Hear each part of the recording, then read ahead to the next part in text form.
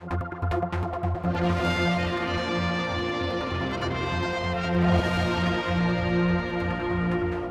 government has unveiled plans for a housing development in Ballasalla, and it's encouraging the public to give their views. And with the project manager, first of all, could you talk us through what's planned here? Sure. Okay. This is a development site which government has owned for a number of years, and there have been attempts in the past to develop a plan for it.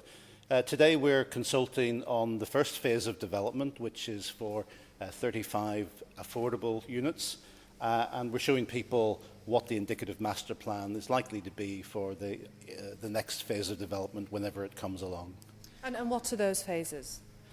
Well, the phases are based on roughly what is in the area plan for the south, which is an initial phase of development off Douglas Road, and then another section of development which is all currently affordable housing. We've identified a site for a replacement school for Ballasalla Primary School, and then there's an area of land to the side here by Crossag Road, which is for private housing development. That's the current outline plan. And does this meet a need in the village? There's always a need, it appears, for affordable housing, and clearly that's what we're trying to provide here, yes. And what's the local feeling? Well, hopefully the local feeling will become clear this afternoon and early evening when we talk about this scheme. There have been attempts in the past to apply for planning approval for this site, and I think there's perhaps been some concern about the scale of development in the past. This is a scheme that has been developed in partnership, I would say, with Maloo Parish Commissioners. They've certainly been involved in the early discussions about it, and it's on I would say, a sustainable scale.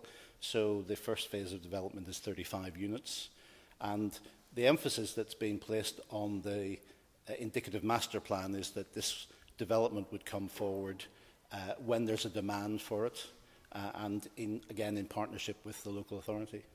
Now, your timescale is quite tight here, isn't it? Can you talk me through what will happen next, what the plans are? Well, the plan is to, it's always a balance, because you want to show people, I suppose, as clearly as you can what the intent is, although we are still open to suggestions from people. But because we know the site pretty well and we've been working with it for quite a few years, what we're trying to show people today is that the things that have been of concern to them for a number of years in relation to new development have been addressed and have been thought about.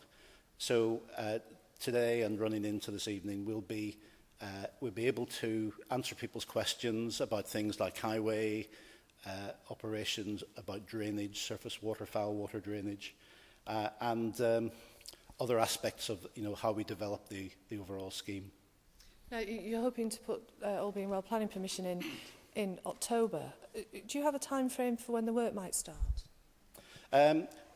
This is probably something that's going to be driven by demand, and also we don't want to create too much disruption in the village. You'll be aware that we have been, over the last few years, doing work on Clackvane Estate and upgrading that, and the department has a phase of redevelopment to carry out yet in the estate, which again we'll be submitting a planning application for very shortly. And that's to reconstruct the dwellings in the horseshoe. So that's probably something that will start towards the middle of next year, probably run for a couple of years. So we're not likely to be starting anything on the Crossag farm until that scheme is done and dusted.